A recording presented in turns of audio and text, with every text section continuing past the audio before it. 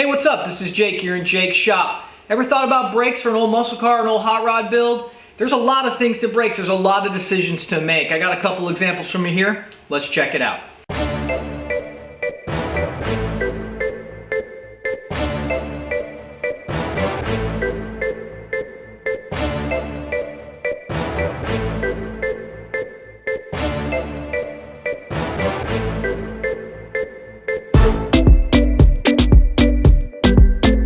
All right, so we're gonna talk about brakes. There's a lot of decisions to make when you go to plan your project, right? And what kind of brakes do you want? What kind of brakes can you fit is probably the first question you should ask yourself. Now, I've got a couple different options here to go over with you. If you haven't been following me on YouTube yet, I'm doing an LS1 swap 68 Camaro here. Pretty much a resto mod type car, I guess you could call it. But I do want to retain the stock look. So, with that in mind, there's a few things you need to consider. That means stock rims. Stock rims with stock offsets. Offset on the back of the rim. I can't fit huge disc brakes in this car, and for what this car is and what I've wanted to do, I don't need huge disc brakes on this car. That car behind me, the 68 Firebird, 750 horsepower Pro-Charged LS1, that one needs big brakes. Also, lower pro tires. This one has a decent front suspension in it, and it's got a pretty much stock rear suspension in it. It will corner fairly well, but it doesn't need low pro touring style braking system. I'm decided on this build because I wanted those stock rims. I can't fit huge disc brakes behind a stock rim. I'm gonna go ahead and keep the drum brakes. One thing about drum brakes is they are great. They're actually fairly inexpensive. They're a little archaic, but in the back of the car, you know, most of your braking is done in the front of the car. You don't need crazy brakes in the rear, but you can't fit a normal disc brake behind a rim. You can, there's a lot more work involved and it's a lot more expense. And if I don't have special aftermarket rims, I don't need to be able to see through them. Now, looks like I need to buff the car still, but I'd rather work on brakes. So with the drum brake application, a couple things to keep in mind. You have a lot of surface area on a drum brake. A lot more surface area than you do on a standard disc brake setup. That's why the disc brakes need to be so much bigger, because you've only got a couple pads on each side. I'll show you an example on my other car over here. Okay, we're on the Pro Touring Firebird. I got a light here so we can kind of see it. Here's the rear brake setup in this car.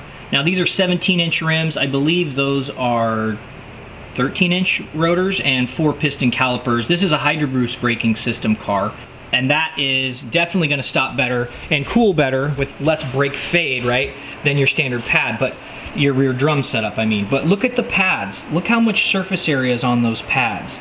You know, that'll work really well for this car. It'll be fine. There would be brake fade, but again, this is just the rear of the car, so I don't need insane brakes. Nice thing about disc brakes when we're talking about the rear primarily is that they're easy to change, they're easy to maintain.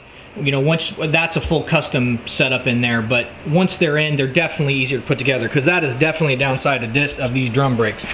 You know, you can buy a lot of these new components in here, but where in the heck do all the springs and the cajavises, that's an official term by the way, cajavis, that's a cajavis. That's a cajavis that hooks, that you can't buy, well maybe, but I couldn't find it, and I just cleaned up the old one, but that's where your parking brake goes in. And you know, that's the other thing about rear discs. They're kind of a bear to get a rear parking brake setup in. Sometimes you have a separate caliper, or you have to get special calipers that have a mechanism that allows that to make happen. Drum brakes are just so much easier with the setup, at least for the parking brake application. And you know, there's really nothing wrong with them other than they're a little bit harder to figure out how to put together.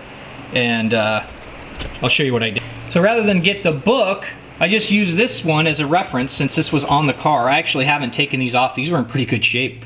Other than I do want to replace the wheel cylinder in here, obviously, and that's where the fluid obviously pushes those two plungers out, separates those brakes apart, and they touch that rear drum that goes over the face of it. But everything's looking pretty good, and you can see kind of where all those components go. It's really, you know, there's a lot of different parts in there, but it's not too hard to figure out when you've got a template. If you don't, you know, you look at books and look online, but you can't see it, but that rear parking brake mechanism is behind this pad, and then there's another piece of steel here that holds down tension on the lower spring, and your parking and your adjuster. Whoa, let's get it in the camera, Jake. Adjuster right there.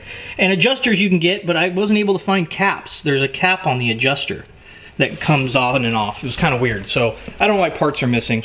New drums, easily available, fairly inexpensive at local hardware store. So those are some benefits to drums as far as the expense is less, easier to hook up the parking brake.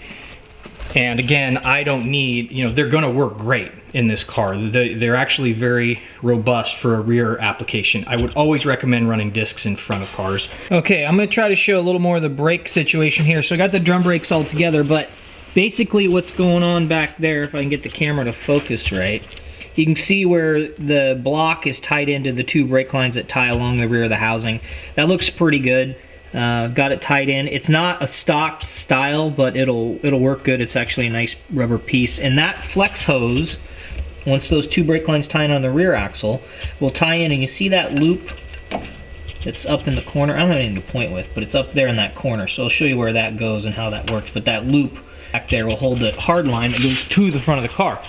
Now these brake lines are not the best mark, but it's fairly intuitive. 68 with conversion. Now there's two lines, front to rear. Okay, cool. Well, see that little thingy here? Little hooky danger? So that's gonna go down in that loop, and then that flex line will tie into the bottom, where the two rear wheel cylinder brake lines tie into.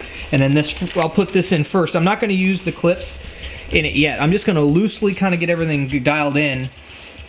And then this coupler will work for the second piece, because it's actually two lines that tie together to run it from the back to the front of the car where the master's at. Well, not they did. Clips. Let's see, what's in this box over here? I got too much stuff in here. I need a bigger shop. There they are. So these are the body clips, or the clips that mount the brake lines to the undercarriage of the car and route it all the way in. The other set of lines I have are in this package here. These are the front brake lines. I have no clue what those are for. My assumption is for a master cylinder, but I believe my master already came with these lines, and I don't feel like doing any research. But there's two lines, right? One for each front wheel cylinder. One's going to go to left side, which is going to be the short one, and the other one's going to the right side, which is obviously further away, and they'll both plug into the master. A couple things to consider is obviously that booster fitment. Now, here's what I bought. This is a booster master cylinder for a front disc rear drum application. Just bought it off Jegs. I don't even know the part number. You can look it up, or I can try to put it in the description below. But this is the brake booster. Now, obviously you got proportioning valves and diverter valves and you name it, two different proportioning valves. And then they send me these directions. That doesn't look anything like that, or that. So I don't know what that's about, other than I did do a little Googling. This is apparently the Delco name brand vacuum booster. So maybe it's better. What I don't know for certain if it's going to fit. It definitely clears the firewall, but it will not clear the coil packs, which is fine because I am going to be running a coil pack relocation kit on this car anyways. I'll probably run them down inside the frame or something. I was thinking about not putting the coils up there. I haven't fully decided my plan on that yet, but the vacuum booster will fit. What I don't know is after I get this thing all bolted up, that all these lines are going to fit. So I'm going to dry fit this first.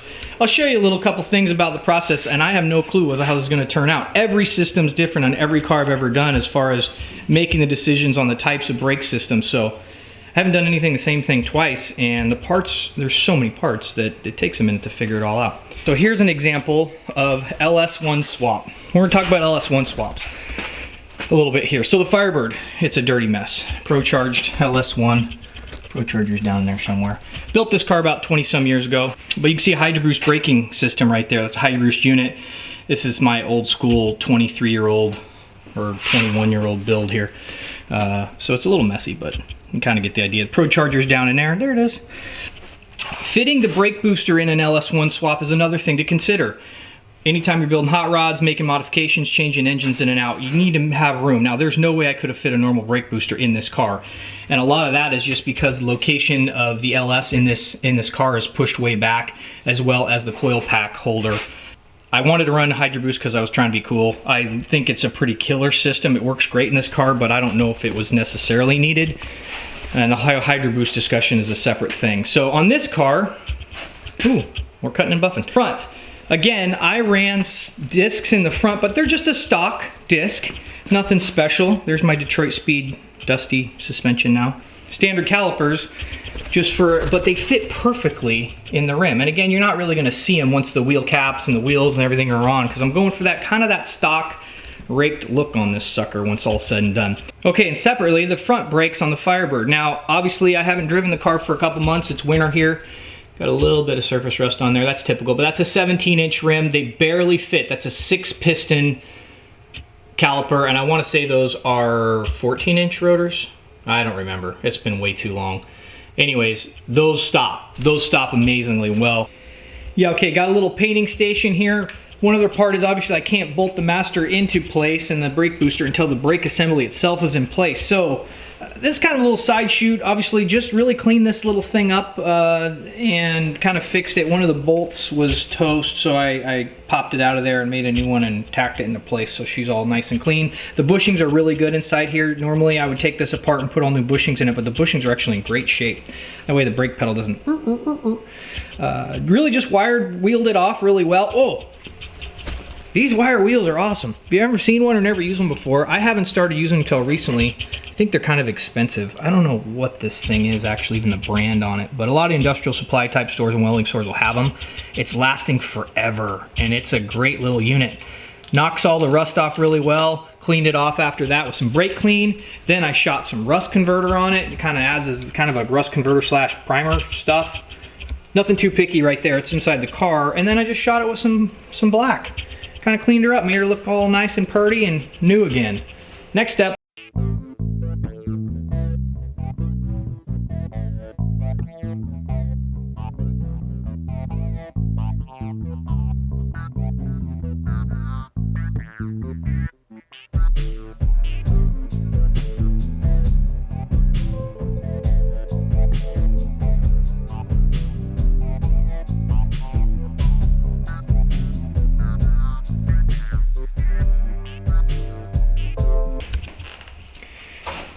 Okay, now the rear brake line on this particular setup ties in to the booster here in the back of the proportioning block, right here, right?